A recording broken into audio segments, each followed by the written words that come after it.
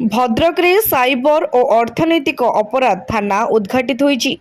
କେନ୍ଦ୍ର ଗୃହମନ୍ତ୍ରୀ ଅମିତ ଶାହାଙ୍କ ଦ୍ୱାରା ଓଡ଼ିଶାର 20ଟି ଏହି ଥାନା ଶୁଭ ଉଦ୍ଘାଟନ ଭୁବନେଶ୍ୱରରେ କରାଯାଇଛି। ଏହି ତାଲିକାରେ ଭଦ୍ରକ ନାମ ଯୋଡ଼ିଛି। ସାଇବର ଅପରାଧ ଓ ଅର୍ଥନୈତିକ ଅପରାଧ ସଂକ୍ରାନ୍ତୀୟ ମାମଲା ଭଦ୍ରକ ଜିଲ୍ଲାରେ ବହୁଳ ଭାବରେ ବଢ଼ି ଚାଲିଥିଲା। ଲୋକେ ନ୍ୟାୟ ପାଇଁ ବିଭିନ୍ନ ଥାନାକୁ ଦୌଡ଼ିଥିଲେ। ଉଚିତ ନ୍ୟାୟ ପାଇବାରେ ସମସ୍ୟା ଦେଖାଦେଉଥିଲା। ଅର୍ଥ ନେଣଦେଣ ସಮೇତ ସାଇବର ଠକେଇର ଶିକାର ହେଉଥିଲେ।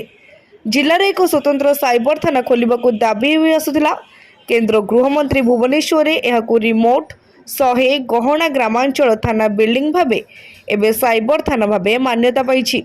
ଏହି କ୍ୟାମ୍ପସରେ ଆୟୋଜିତ ଉଦ୍ଘାଟନ କାର୍ଯ୍ୟକ୍ରମରେ ଭଦ୍ରକ ସାଂସଦ ଅଭିମନ୍ୟୁ ସେଠୀ, ଭଦ୍ରକ ଅତିରିକ୍ତ ଜିଲ୍ଲାପାଳ ସରୋଜ ଦତ୍ତ, ଏସପି ମନୋଜ ରାଉତ, ଅତିରିକ୍ତ ଏସପି ଅଂଶୁମାନ ଦ୍ୱିବେଦୀ, ଏଏସପି ଅରୁପ ଅଭିଷେକ ବେହେରା, ଉପଜିଲ୍ଲାପାଳ ସୌରଭ ଚକ୍ରବର୍ତ୍ତୀ, ବିଡିଓ ରଶ୍ମିରଞ୍ଜନ ମଲ୍ଲିକ ପ୍ରମୁଖ ଉପସ୍ଥିତ ଥିଲେ। ଏସପି ମନୋଜ ରାଉତ କହିଛନ୍ତି, ବିଭିନ୍ନ ଠକେଇ ସମେତ ଅର୍ଥନୈତିକ ଅପରାଧ ସମ୍ପର୍କିତ ମାମଲା ଏହି ଥାନାରେ ହେବ।